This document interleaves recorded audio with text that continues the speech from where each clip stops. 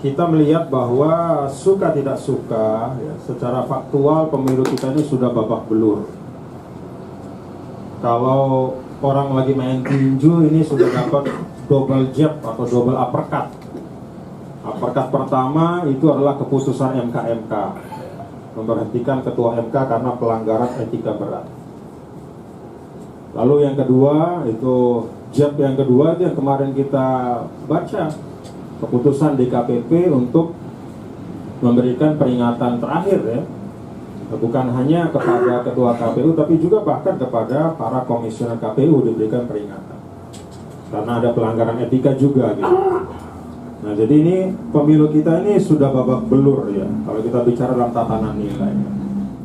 Nah, menyikapi laporan-laporan pelanggaran yang lain, kecurangan yang lain, dengan data-data yang lengkap, ya, kami sudah memutuskan untuk mengambil upaya-upaya hukum, ya, dalam bentuk apakah itu gugatan, ya, apakah itu ke PT UN, ya, apakah itu ke Bawaslu, dan ini sudah kami lakukan. Ya. Beberapa kali kami melakukan laporan balik ke Bawaslu, beberapa kali kami juga sudah menyampaikan gugatan, dan untuk putusan DKPP yang kemarin diumumkan kepada publik, apakah itu membatalkan, ya, pencalonan Prabowo dan Gibran. Nah, kami melihat ada alasan yang cukup kuat untuk mempersoalkan pencalonan Prabowo dan Gibran, ya, khususnya Gibran sebetulnya, karena putusan MK nomor 90, ya, yang mengatakan bahwa, ya, Gibran itu bisa dicalonkan, ya, sebagai cawapres karena dia sudah, ya, dipilih melalui proses pilkada walaupun dia belum berusia 40 tahun. Nah, ini kekecualian yang dibuat oleh MK pada putusan MK nomor 90. Tapi kan kita tahu bahwa putusan MK Majelis Kehormatan Mahkamah Konstitusi itu mengatakan bahwa di situ terjadi pelanggaran etika. Dan bukan hanya ketuanya yang dianggap melanggar etika, tapi semua hakim MK, ya, melanggar etika.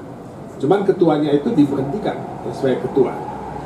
Nah, kemarin terjadi lagi pada putusan DKPP, ya, ketua KPU diberikan peringatan keras terakhir. Nah, jadi ada dua pelanggaran etika. Tadi sudah dijelaskan oleh Tuan Guru Bajang mengenai hal ini.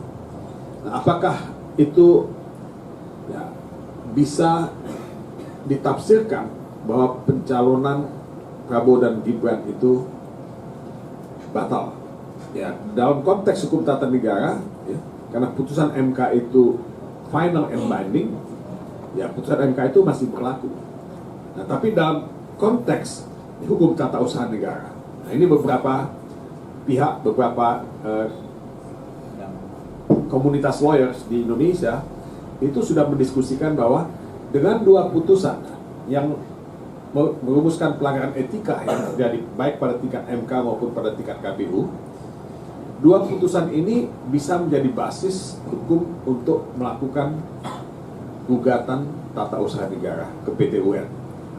Ya. Nah, saya tahu bahwa ada beberapa pihak yang sudah bersiap-siap untuk melakukan itu, meminta pembatalan, ya, pencawapresan Gibran nantinya, dan kami sedang mendiskusikan itu, dan kami mencadangkan hak kami untuk melakukan upaya hukum yang tersedia sesuai dengan ketentuan undang-undang yang berlaku.